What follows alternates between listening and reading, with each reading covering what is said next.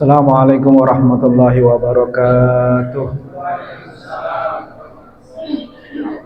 Alhamdulillah. Alhamdulillahilladzi arsala rasulahu bil huda wa dinil haqq liyudhhirahu 'ala ad-dini kullih walau karihal kafirun. Asyhadu an la ilaha illallah wahdahu la syarika lahu wa asyhadu anna Muhammadan 'abduhu wa rasuluhu la nabiyya ba'dah. Allahumma shalli wa sallim wa barik ala sayyidina Muhammadin wa ala alihi wa sahbihi ajmain. Amma ba'd. Yang pertama dan utama, marilah sama-sama kita panjatkan puja dan puji kehadirat Allah Subhanahu wa taala atas berkat nikmatnya, rahmatnya, karunia-Nya kita bisa berkumpul di Masjid Jami' Nurul Huda. Yang kedua, salawat serta salam tak lupa kita sanjungkan kepada junjungan kita Nabi besar Muhammad sallallahu alaihi wa alihi wasallam. Bapak Ibu sekalian, dalam sebuah hadis arba'in yang pertama, Rasulullah sallallahu alaihi wa alihi wasallam bersabda, "Innamal a'malu binniyat wa innamal likulli imri'in ma nawa. Faman kanat hijratuhu ila Allahi wa rasulihi fa hijratuhu ila Allahi wa rasulihi.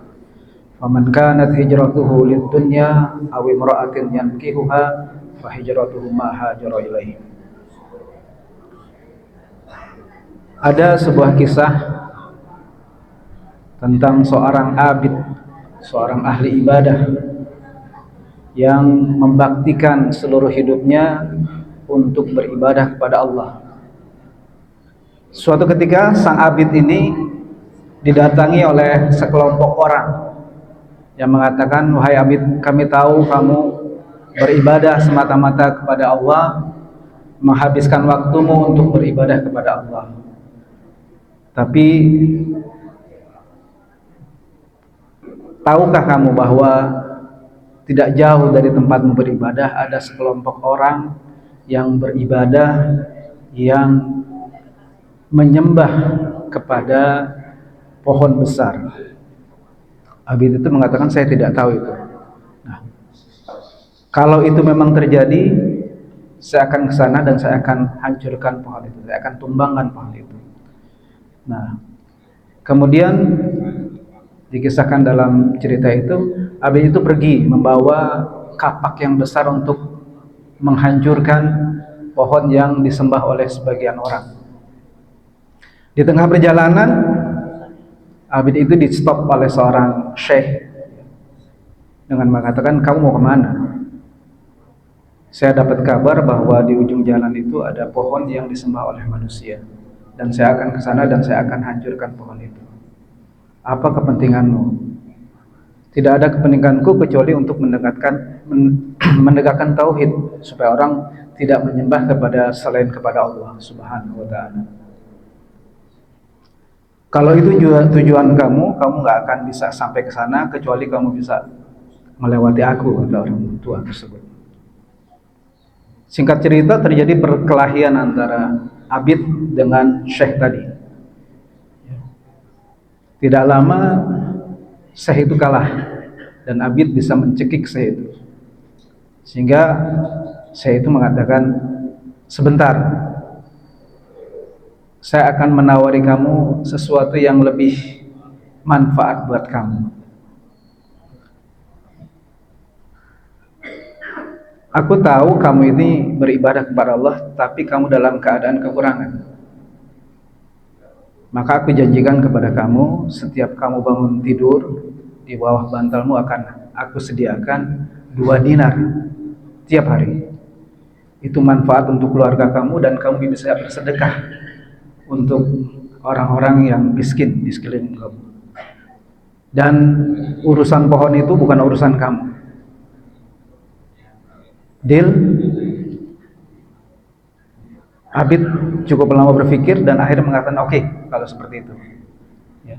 Besok pagi Abid bangun dan melihat di bawah bantalnya itu benar ada 2 dinar. Hari pertama dapat 2 dinar, oh lumayan nih untuk keluarga dan sisanya untuk sedekah. Besok paginya dilihat lagi, ada lagi 2 dinar. Nah, ketika hari ketiga Abid bangun dari tidur dan melihat di bawah bantalnya itu tidak ada uang 2 dinar, mulai berpikir, ini benar nggak nih? Syekh itu, apa yang dijanjikan oleh Syekh itu, 2 dinar tiap hari. Ketika hari keempatnya juga tidak didapati, maka Abid itu mulai emosi dan membawa kampak untuk datang ke pohon yang disembah oleh orang-orang. Tengah perjalanan ternyata di stop lagi oleh Syekh yang kemarin ketemu itu. Singkat cerita, terjadi perkelahian dan kali ini Abidnya kalah. Abidnya kalah, kemudian Abid bertanya, stop. Kali pertama aku datang, kamu dengan mudah aku kalahkan. Sekarang justru aku yang kamu kalahkan. Kemudian saya itu berkata, kamu datang pertama kali semata-mata karena Allah. Kamu datang yang kedua kali hanya untuk menagih uang 2 dinar yang aku janjikan. Kamu siapa? Kata Abid. Aku adalah iblis. Cerita ini atau hikayat ini terdapat dalam kitab Ihya Ulumuddin karangan dari Abu Hamid Muhammad bin Muhammad At-Tusi Al-Ghazali At-Tusi Asy-Syafi'i. Beliau menceritakan tentang kisah ini dalam babnya yang berjudul keutamaan keikhlasan. Nah, kaitannya dengan hadis yang tadi saya bacakan adalah bab niat. Innamal a'malu binniyat. Sesungguhnya setiap amal itu tergantung niatnya. Wa innamal likulli imri'in ma nawa.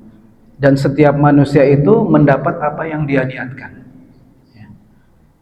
Kemudian dilanjutkan lagi dalam hadis itu, faman kanat hijratuhu ilallah wa rasulihi fa hijratuhu ilallahi wa rasulihi.